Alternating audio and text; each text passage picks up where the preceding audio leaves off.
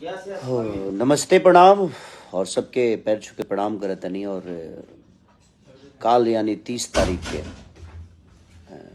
Gram बिथिनी, जिला रोहतास, हमारा अखिलेश बाबा के गाँव में, अखिलेश कश्यप जी के गाँव में काल हम आवत तनी। रहो सबके आशीर्वाद और प्यार लेवे खातिर बहन के शादी बा हमनी के। बहन के शादी में हम सब कलाकार बस उनकरा के आशीर्वाद देवे खातिर, कुशल जिंदगी के दुआ करे खातिर हमनी के कलावो तनी जा। प्रोग्राम भी आदमी 1-2 घंटा जौन भी करे कही तो कोशिश करी जे वो सब के मनोरंजन भी करा दे। ग्राम बेथनी, जिला रोहतास, 30 जनवरी 2024 यानी काल तम आवतनी रो सबके प्यार आशीर्वाद लेवे तो वो लोग आई और अपन प्यार और आशीर्वाद वो बहन खाती बना के रखें और बहन के दी, ताकि ओकर जिंदगी ऐसे ही खुशहाल रहे। हमनी के सब एक दूसरे के प्यार में हमेशा बना रही जाए। Love you.